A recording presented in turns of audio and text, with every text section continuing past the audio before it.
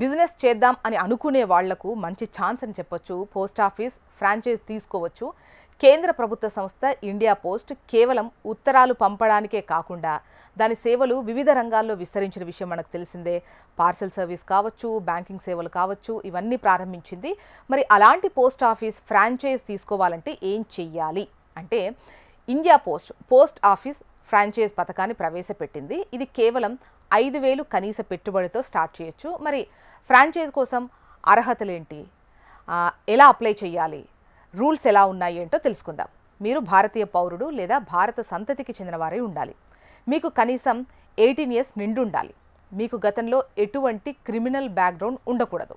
మీరు చట్టబద్ధమైన వ్యాపార చిరునామా, సంప్రదింపు నెంబర్ను కలిగి ఉండాలి.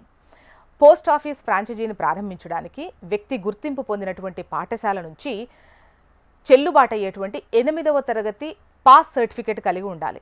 దరఖాస్తు ప్రక్రియలో ఒక ఫారంను పూర్తి చేసి సమర్పించాలి. ఎంపికైన తర్వాత ఇండియా పోస్ట్తో ఒక అవగాహన ఒప్పందం కుదుర్చుకోవాల్సి ఉంటుంది. పోస్ట్ ఆఫీస్ ఫ్రాంచైజీ నుంచి వచ్చేటువంటి ఆదాయాలు ఈ కమిషన్ బేస్పై ఉంటాయి.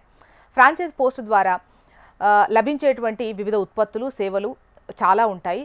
కమిషన్ రేట్లు ముందుగానే ఒప్పందంలో రాసుంటాయి, చూసుకోవాలి. ఆసక్తి గల అభ్యర్థులు పోస్ట్ ఆఫీస్ ఫ్రాంచైజ్ పథకంలో పాల్గొనడానికి 5,000 దరఖాస్తు రుసుము చెల్లించాలి. ఈ fee assistant director general, department of post అనే పేరుతో తయారు చేసినటువంటి డిమాండ్ డ్రాఫ్ట్ ద్వారా సమర్పించబడుతుంది.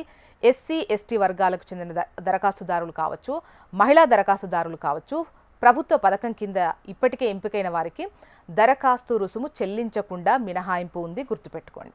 ఇక ఫ్రాంచైజీని పొందిన తర్వాత మీ ఆదాయం అనేది కమిషన్ ఆధారంగా ఉంటుంది. కమిషన్ రేట్ ఎట్లా ఉంటాయంటే, రిజిస్టర్డ్ వస్తువుల ప్రతి బుకింగ్ పైన ఒక ₹3, అదే స్పీడ్ పోస్ట్ వస్తువులకు సంబంధించి ప్రతి బుకింగ్ పైన ₹5, 100 to 200 రూపీస్ మనీ ఆర్డర్ కనుక చేస్తే ₹3.50, ₹200 పైగా మనీ ఆర్డర్లకు ₹5 కమిషన్, రిజిస్టర్ స్పీడ్ పోస్టుల సేవలకు 1000 అదనం కమిషన్ ఉంటుంది. పెరిగిన బుకింగ్లను బట్టి అదనంగా మరో 20% కమిషన్ కూడా ఉంటుంది. మరి ఎలా అప్లై చేయాలంటే, పోస్ట్ ఆఫీస్ ఫ్రాంచైజీకి దరఖాస్తు చేసుకోవడానికి పోస్ట్ ఆఫీస్ అందించినటువంటి అధికారిక నోటిఫికేషన్ జాగ్రత్తగా చదవాలి. అధికారిక వెబ్సైట్ ద్వారా మీ దరఖాస్తును సమర్పించడం ముఖ్యం. దరఖాస్తు ఫామ్ను డౌన్లోడ్ చేసుకోవడానికి, దరఖాస్తు ప్రక్రియను కొనసాగించడానికి మీరు పోస్ట్ ఆఫీస్ అధికారిక లింక్లో ఒకసారి చెక్ చేయండి.